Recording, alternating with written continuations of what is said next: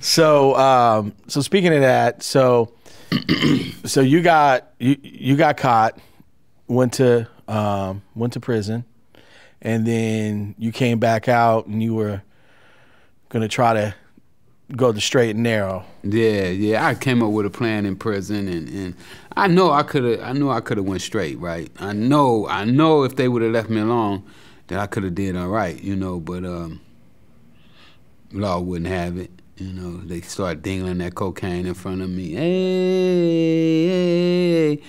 And it almost felt like, man, I fell asleep behind the wheel. You know how you driving and then you wake up, you're like, what the? Yeah. I done had a wreck. Yeah. Literally, same feeling, man. I woke up, I was sitting in a MCC San Diego, like, what the fuck, am I doing here? The first day was like the worst day of my life, Now I gotta call my mama, who I told I ain't get back in the game no more. My kids, I didn't call my kids for months, 'cause I was embarrassed, that I had promised them, like, oh, daddy gonna be here. Daddy gonna be picking you up from school.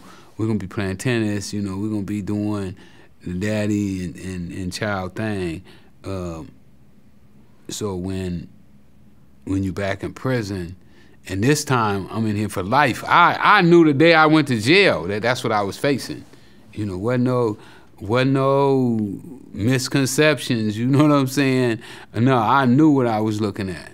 I knew I was looking at a life sentence without the possibility of parole.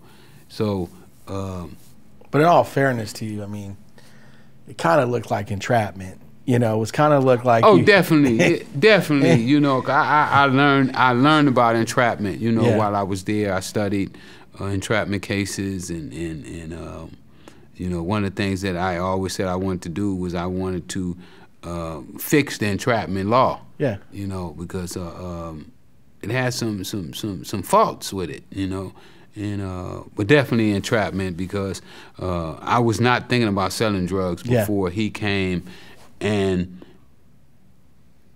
gave me the opportunity.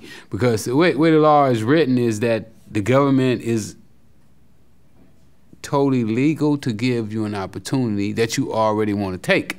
Yeah. So who can say that you wanted to take the opportunity before they gave it to you? And then they got this other law called predisposition. And so what the jury has to find out is, was you predisposed? And most people don't even know what predisposed is. So, but I can give you a quick definition if you. Yeah, give us a definition. Well, predisposed mean that if not the government came and tempted you, would you have sold drugs prior to them coming and talking to you?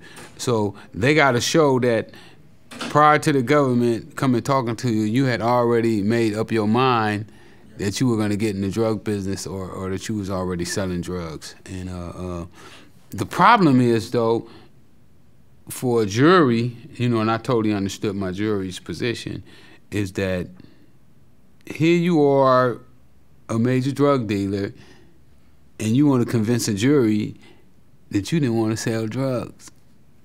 Impossible. So it's hard for a person with my background and has made as much money as I made in the drug business to win on an entrapment defense. Even under the targeting, where like they deliberately make you a target for a sting, even if they know you're not selling drugs. Yeah. I mean, when I watched everything and looked at everything, that's just, everybody has an opportunity and the right to, you make a mistake, go back out there and be the person you want to be. Man, I said the same thing. Yeah. When I was sitting in that jail, I was like, didn't I deserve a right to at least try to make it on my own? Yeah. Without your interference, because technically what they do is that's running interference, and I thought it should have been against the government's policy to run interference on somebody that's already on paper. You know, like, how could you go?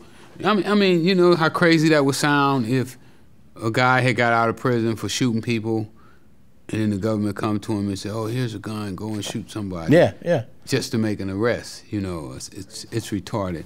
Manufacturing crime is what it is. So talk about how you beat. I don't want to say beat, but you know, you got a life sentence and you're able to get out. Well, one of the things that they did is they charged me with 851, career criminal. And in my case, I'd only been to jail one time in my life, even though I had made deals with multiple courts.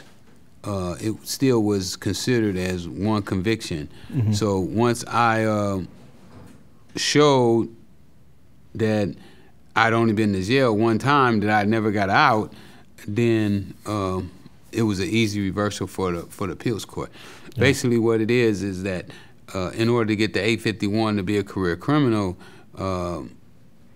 you have to have been chastised and showed your faults. And then after you've been done that, to then commit that same crime again, then you could be considered a two-striker. Mm-hmm. In my situation, they arrested me. They took me from state to state. I'd already pled guilty to one. I made a deal, so they agreed to run the time concurrent with the other ones, and I said, do it.